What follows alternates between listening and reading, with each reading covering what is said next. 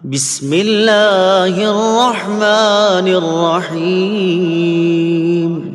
ترجمہ: اللہ کے نام سے شروع جو نہایت مہربان رحمت والا ہے۔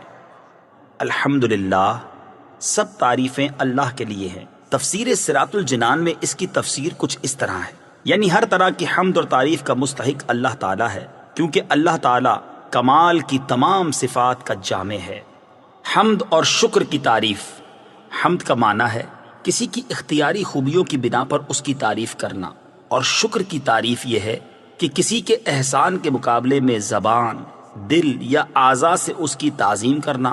اور ہم چونکہ اللہ عز و جل کی حمد عام طور پر اس کے احسانات کے پیش نظر کرتے ہیں، اس لیے ہماری یہ حمد شکر بھی ہوتی ہے۔ اللہ تعالیٰ کی حمد و ثنا کرنے کے فضائل۔ احادیث میں اللہ تعالیٰ کی حمد و ثنا کرنے کے بہت فضائل بیان کیے گئے ہیں۔ ان میں سے 3 فضائل پیش کرتا ہوں۔ نمبر 1، مسلم شریف کی حدیث ہے، حضرت انس بن مالک رضی اللہ تعالی عنہ سے روایت ہے، نبی اکرم صلی اللہ تعالی علیہ وسلم نے ارشاد فرمایا، اللہ تعالیٰ بندے کی اس بات سے خوش ہوتا ہے کہ وہ کچھ کھائے تو اللہ تعالیٰ کی حمد کرے، اور کچھ پیے تو اللہ تعالیٰ کی حمد کرے۔ نمبر 2، ابن ماجہ کی حدیث ہے، حضرت جابر بن عبداللہ رضی اللہ تعالی عنہ سے روایت ہے، حضور پر نور صلی اللہ تعالی علیہ وسلم نے ارشاد فرمایا، سب سے افضل ذکر لا الہ الا اللہ ہے، اور سب سے افضل دعا الحمدللہ ہے۔ نمبر 3، ابن ماجہ ہی کی حدیث ہے، حضرت انس بن مالک رضی اللہ تعالی عنہ سے روایت ہے، حضور اقدس صلی اللہ تعالی علیہ وسلم نے ارشاد فرمایا، جب اللہ تعالیٰ اپنے بندے پر کوئی نعمت نازل فرماتا ہے اور وہ نعمت ملنے پر الحمدللہ کہتا ہے، تو یہ حمد اللہ تعالیٰ کے نزدیک اس دی گئی نعمت سے زیادہ افضل ہے۔ حمد سے متعلق شرعی حکم۔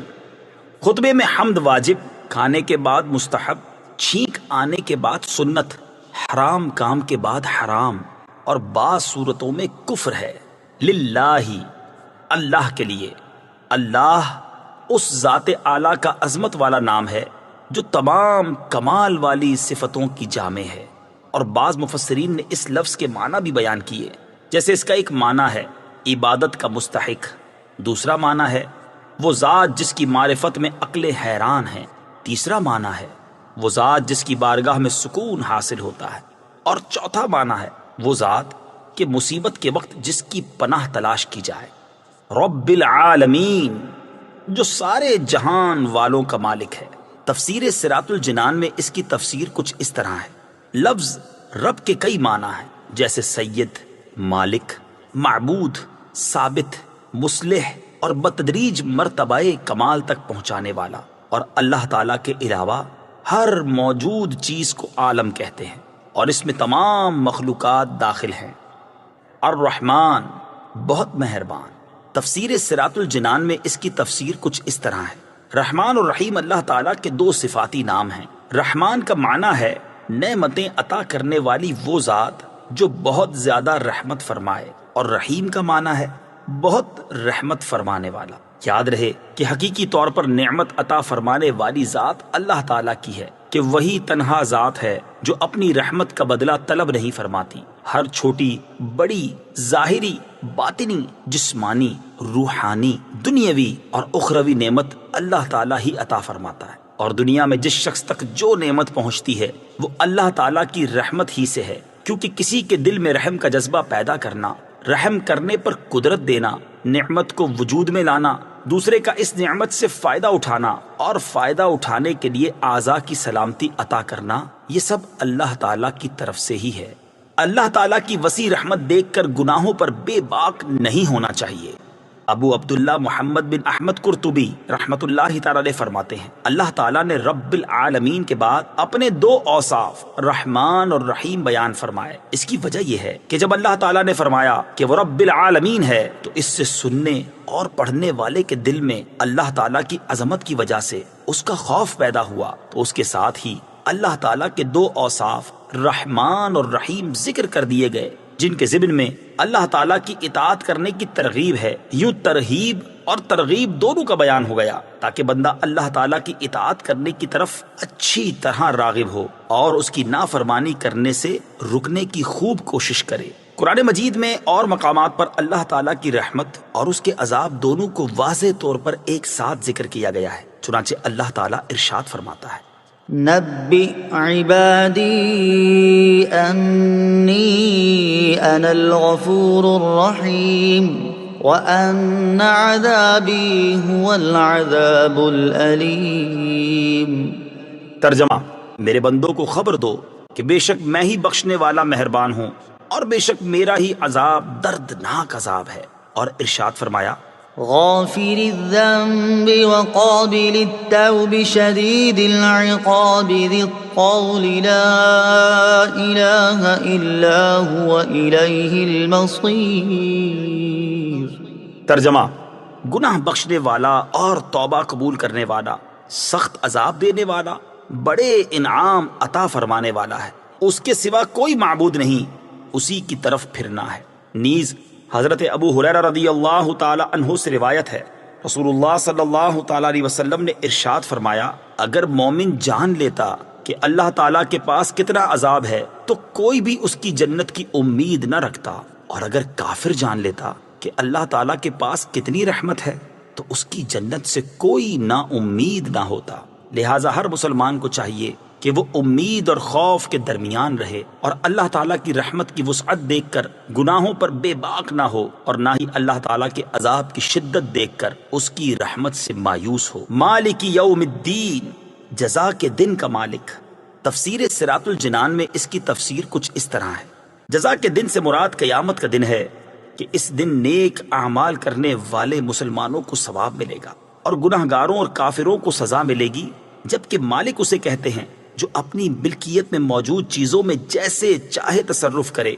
اللہ تعالیٰ اگرچہ دنیا اور آخرت دونوں کا مالک ہے، لیکن یہاں قیامت کے دن کو بطور خاص اس لیے ذکر کیا تاکہ اس دن کی اہمیت دل میں بیٹھے۔ نیز دنیا کے مقابلے میں آخرت میں اللہ تعالیٰ کے مالک ہونے کا ظہور زیادہ ہوگا، کیونکہ اس دن کسی کے پاس ظاہری سلطنت بھی نہ ہوگی جو اللہ تعالیٰ نے دنیا میں لوگوں کو عطا فرمائی تھی۔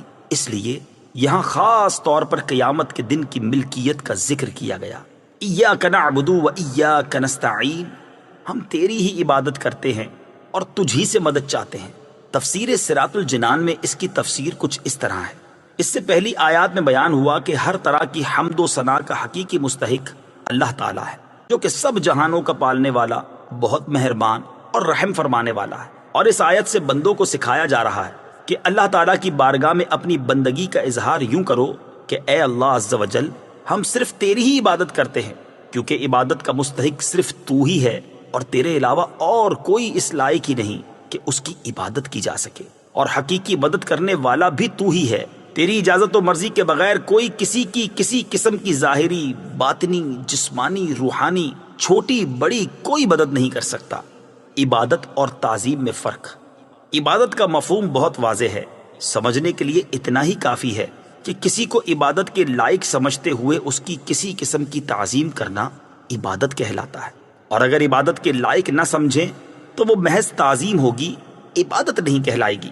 جیسے نماز میں ہاتھ باندھ کر کھڑا ہونا عبادت ہے، لیکن یہی نماز کی طرح ہاتھ باندھ کر کھڑا ہونا استاد، پیر یا ماں باپ کے لیے ہو تو محض تعظیم ہے، عبادت نہیں۔ اور دونوں میں فرق وہی ہے جو ابھی بیان کیا گیا ہے۔ آیت ایاک نعبد سے معلوم ہونے والی اہم باتیں۔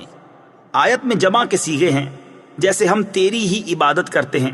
اس سے معلوم ہوا کہ نماز جماعت کے ساتھ ادا کرنی چاہیے، اور دوسروں کو بھی عبادت کرنے میں شریک کرنے کا فائدہ یہ ہے کہ گناہ گاروں کی عبادتیں اللہ تعالیٰ کی بارگاہ کے محبوب اور مقبول بندوں کی عبادتوں کے ساتھ جمع ہو کر قبولیت کا درجہ پا لیتی ہیں۔ نیز یہ بھی معلوم ہوا کہ اللہ تعالیٰ کی بارگاہ میں اپنی حاجت عرض کرنے سے پہلے اپنی بندگی کا اظہار کرنا چاہیے۔ امام عبداللہ بن احمد نصفی رحمت اللہ تعالی علیہ فرماتے ہیں، عبادت کو مدد طلب کرنے سے پہلے ذکر کیا گیا، کیونکہ حاجت طلب کرنے سے پہلے اللہ تعالیٰ کی بارگاہ میں وسیلہ پیش کرنا قبولیت کے زیادہ قریب ہے۔ وَإِيَّاكَ نَسْتَعِينُ، اور تجھ ہی سے مدد چاہتے ہیں۔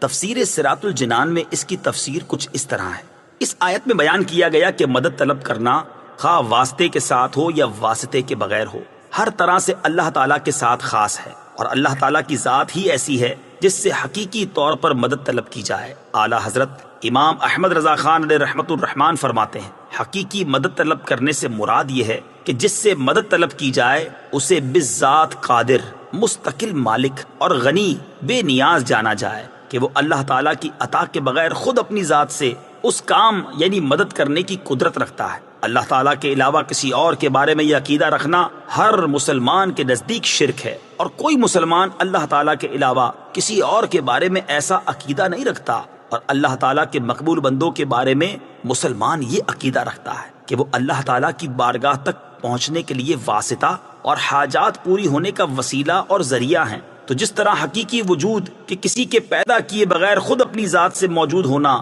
اللہ تعالیٰ کے ساتھ خاص ہے، اس کے باوجود کسی کو موجود کہنا اس وقت تک شرک نہیں جب تک وہی حقیقی وجود مراد نہ لیا جائے۔ یوں ہی حقیقی علم کہ کسی کی عطا کے بغیر خود اپنی ذات سے ہو، اور حقیقی تعلیم کہ کسی چیز کی محتاجی کے بغیر از خود کسی کو سکھانا اللہ تعالیٰ کے ساتھ خاص ہے، اس کے باوجود دوسرے کو عالم کہنا یا اس سے علم طلب کرنا اس وقت تک شرک نہیں ہو سکتا جب تک وہی اصلی معنی مقصود نہ ہو۔ تو اسی طرح کسی سے مدد طلب کرنے کا معاملہ ہے کہ اس کا حقیقی معنی اللہ تعالیٰ کے ساتھ خاص ہے، اور وسیلہ و واسطہ کے معنی میں اللہ تعالیٰ کے علاوہ کے لیے ثابت ہے اور حق ہے، بلکہ یہ معنی تو غیر خدا ہی کے لیے خاص ہیں، کیونکہ اللہ تعالیٰ وسیلہ اور واسطہ بننے سے پاک ہے۔ اس سے اوپر کون ہے کہ یہ اس کی طرف وسیلہ ہوگا، اور اس کے سوا حقیقی حاجت روا کون ہے کہ یہ بیچ میں واسطہ بنے گا؟ بد مذہبوں کی طرف سے ہونے والا ایک اعتراض ذکر کر کے اس کے جواب میں فرماتے ہیں، یہ نہیں ہو سکتا کہ خدا سے توسل کر کے اسے کسی کے یہاں وسیلہ اور ذریعہ بنایا جائے۔ اس وسیلہ بننے کو ہم اولیاء کرام سے مانگتے ہیں کہ وہ دربار الہی میں ہمارا وسیلہ، ذریعہ اور قضائے حاجات کا واسطہ ہو جائیں۔ اس بے وقوفی کے سوال کا جواب اللہ تعالیٰ نے اس آیت کریمہ میں دیا ہے۔ وَلَوْ أَنَّهُمْ إِذ ظَلَمُوا أَنفُسَهُمْ جَاءُوكَ فَاسْتَغْفَرُوا اللَّهَ واستغفر لهم الرسول لوجدوا الله توابا رحيما۔ ترجمہ: اور جب وہ اپنی جانوں پر ظلم یعنی گناہ کر کے تیرے پاس حاضر ہوں اور اللہ سے معافی چاہیں اور معافی مانگیں ان کے لیے رسول، تو بے شک اللہ کو توبہ قبول کرنے والا مہربان پائیں گے۔ کیا اللہ تعالیٰ اپنے آپ نہیں بخش سکتا تھا؟ پھر کیوں یہ فرمایا کہ اے نبی تیرے پاس حاضر ہوں اور تو اللہ سے ان کی بخشش چاہے تو یہ دولت و نعمت پائیں؟ یہی ہمارا مطلب ہے جو قرآن کی آیت صاف فرما رہی ہے۔ اللہ تعالیٰ کی عطا سے بندوں کا مدد کرنا اللہ تعالیٰ ہی کا مدد کرنا ہوتا ہے۔ یاد رہے کہ اللہ تعالیٰ اپنے بندوں کو دوسروں کی مدد کرنے کا اختیار دیتا ہے، اور اس اختیار کی بنا پر ان بندوں کا مدد کرنا اللہ تعالیٰ ہی کا مدد کرنا ہوتا ہے۔ جیسے غزوہ بدر میں فرشتوں نے آ کر صحابہ کرام رضی اللہ تعالیٰ عنہم کی مدد کی، لیکن اللہ تعالیٰ نے ارشاد فرمایا وَلَقَدْ نَصَرَكُمُ اللَّهُ بِبَدْرٍ وَأَنْتُمْ أَذِلَّةٌ۔ ترجمہ: اور بے شک اللہ نے بدر میں تمہاری مدد کی جب تم بالکل بے سر و سامان تھے۔ یہاں فرشتوں کی مدد کو اللہ تعالیٰ کی مدد کہا گیا، اس کی وجہ یہی ہے کہ فرشتوں کو مدد کرنے کا اختیار اللہ تعالیٰ کے دینے سے ہے، تو حقیقتاً یہ اللہ تعالیٰ ہی کی مدد ہوئی۔ یہی معاملہ انبیاء کرام علیہ الصلوۃ والسلام اور اولیاء اعظام رحمۃ اللہ تعالیٰ علیہم کا ہے کہ وہ اللہ عز و جل کی عطا سے مدد کرتے ہیں، اور حقیقتاً وہ مدد اللہ تعالیٰ کی ہوتی ہے۔ جیسے حضرت سلیمان علیہ نبینا علیہ الصلوۃ والسلام نے اپنے وزیر حضرت آصف بن برخیہ رضی اللہ تعالیٰ عنہ سے تخت لانے کا فرمایا، اور انہوں نے پلک جھپکنے میں تخت حاضر کر دیا۔ اس پر انہوں نے فرمایا ھذا من فضل ربی، یہ میرے رب کے فضل سے ہے۔ اور تاجدار رسالت صلی اللہ تعالیٰ علیہ وسلم کی سیرت مبارکہ میں مدد کرنے کی تو اتنی مثالیں موجود ہیں کہ اگر سب جمع کی جائیں تو ایک ضخیم کتاب مرتب ہو سکتی ہے۔ ان میں سے چند مثالیں یہ ہیں۔ نمبر 1 صحیح بخاری میں ہے، نبی کریم علیہ الصلوۃ والسلام نے تھوڑے سے کھانے سے پورے لشکر کو سیر کیا۔ نمبر 2 بخاری شریف ہی میں ہے، آپ صلی اللہ تعالیٰ علیہ وسلم نے دودھ کے ایک پیالے سے 70 صحابہ کو سیراب کر دیا۔ نمبر 3 یہ بھی بخاری شریف میں ہے، انگلیوں سے پانی کے چشمے جاری کر کے 1400 یا اس سے بھی زائد افراد کو سیراب کر دیا۔ نمبر 4 لعاب دہن سے بہت سے لوگوں کو شفا عطا فرمائی، اور یہ تمام مددیں چونکہ اللہ تعالیٰ کی عطا کردہ طاقت سے تھی، لہٰذا سب اللہ تعالیٰ کی ہی مددیں ہیں۔ اہدنا الصراط المستقیم، ہمیں سیدھے راستے پر چلا۔ تفسیر صراط الجنان میں اس کی تفسیر کچھ اس طرح ہے، اللہ تعالیٰ کی ذات و صفات کی معرفت کے بعد اس کی عبادت اور حقیقی مددگار ہونے کا ذکر کیا گیا۔ اور اب یہاں سے ایک دعا سکھائی جا رہی ہے کہ بندہ یوں عرض کرے، اے اللہ عز و جل، تو نے اپنی توفیق سے ہمیں سیدھا راستہ دکھا دیا، اب ہماری اس راستے کی طرف ہدایت میں اضافہ فرما اور ہمیں اس پر ثابت قدم رکھ۔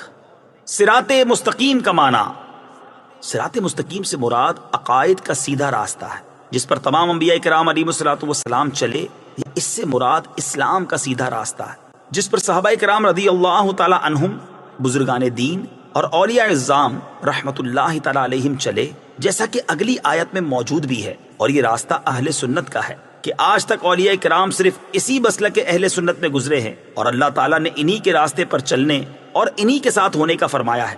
فرمان باری تعالیٰ ہے، يا أيها الذين آمنوا اتقوا الله وكونوا مع الصادقين۔ ترجمہ، اے ایمان والو، اللہ سے ڈرو اور سچوں کے ساتھ ہو جاؤ۔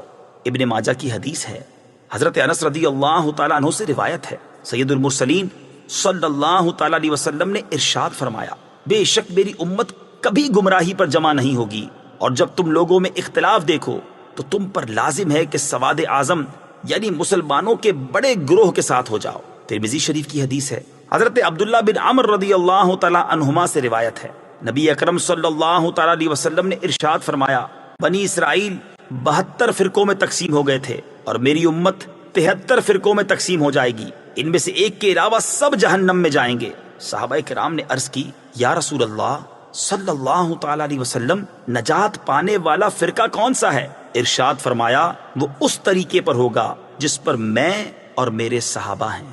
ہدایت حاصل کرنے کے ذرائع، یاد رہے کہ اللہ تعالیٰ نے ہدایت حاصل کرنے کے بہت سے ذرائع عطا فرمائے ہیں، ان میں سے چند یہ ہیں۔ نمبر 1، انسان کی ظاہری باطنی صلاحیتیں جنہیں استعمال کر کے وہ ہدایت حاصل کر سکتا ہے۔ نمبر 2، آسمانوں زمینوں میں اللہ تعالیٰ کی قدرت و وحدانیت پر دلالت کرنے والی نشانیاں جن میں غور و فکر کر کے انسان ہدایت پا سکتا ہے۔ نمبر 3، اللہ تعالیٰ کی نازل کردہ کتابیں، ان میں سے تورات، انجیل اور زبور قرآن پاک نازل ہونے سے پہلے لوگوں کے لیے ہدایت کا باعث تھیں، اور اب قرآن مجید لوگوں کے لیے ہدایت حاصل کرنے کا ذریعہ ہے۔ نمبر 4، اللہ تعالیٰ کے بھیجے ہوئے خاص بندے انبیاء کرام اور مرسلین اعظام علیہم الصلاۃ والسلام، یہ اپنی اپنی قوموں کے لیے ہدایت حاصل کرنے کا ذریعہ تھے، اور ہمارے نبی حضرت محمد مصطفیٰ صلی اللہ تعالی علیہ وسلم قیامت تک آنے والے تمام لوگوں کے لیے ہدایت کا ذریعہ ہیں۔ آیت اہدنا الصراط المستقیم سے معلوم ہونے والے احکام، اس آیت سے 3 باتیں معلوم ہوئیں۔ نمبر 1، ہر مسلمان کو اللہ تعالیٰ سے سیدھے راستے پر ثابت قدمی کی دعا مانگنی چاہیے، کیونکہ سیدھا راستہ منزل مقصود تک پہنچا دیتا ہے اور ٹیڑھا راستہ مقصود تک نہیں پہنچاتا۔ اللہ تعالیٰ ارشاد فرماتا ہے کہ عقل والے اس طرح دعا مانگتے ہیں، ربنا لا تزغ قلوبنا بعد إذ هديتنا وهب لنا من لدنك رحمة إنك أنت الوهاب۔ ترجمہ، اے ہمارے رب، تو نے ہمیں ہدایت عطا فرمائی ہے، اس کے بعد ہمارے دلوں کو ٹیڑھا نہ کر اور ہمیں اپنے پاس سے رحمت عطا فرما، بے شک تو بڑا عطا فرمانے والا ہے۔ ترمذی شریف کی حدیث ہے، حضرت انس رضی اللہ تعالی عنہ فرماتے ہیں، حضور پر نور صلی اللہ تعالی علیہ وسلم کثرت سے یہ دعا فرمایا کرتے تھے، یا مقلب القلوب ثبت قلبی علی دینک، اے دلوں کو پھیرنے والے، میرے دل کو اپنے دین پر ثابت قدم رکھ۔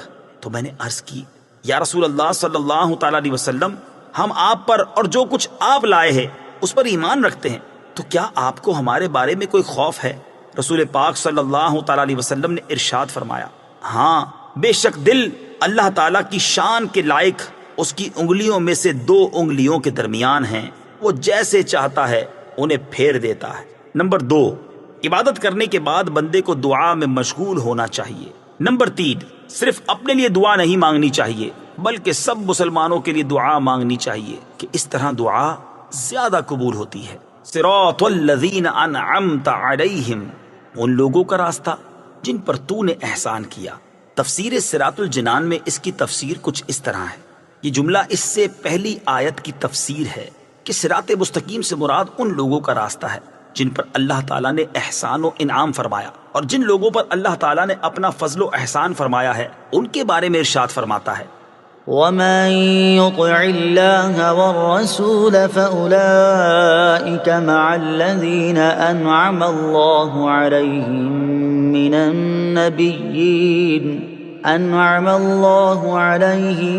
من النبيين والصديقين والشهداء والصالحين وحسن أولئك رفيقا۔ ترجمہ، اور جو اللہ اور رسول کی اطاعت کرے تو وہ ان لوگوں کے ساتھ ہوں گے جن پر اللہ نے فضل کیا، یعنی انبیاء اور صدیقین اور شہداء اور صالحین، اور یہ کتنے اچھے ساتھی ہیں۔ آیت صراط الذین انعمت علیہم سے معلوم ہونے والے مسائل۔ اس آیت سے دو باتیں معلوم ہوئی۔ نمبر ایک، جن امور پر بزرگان دین کا عمل رہا وہ صراط مستقیم میں داخل ہے۔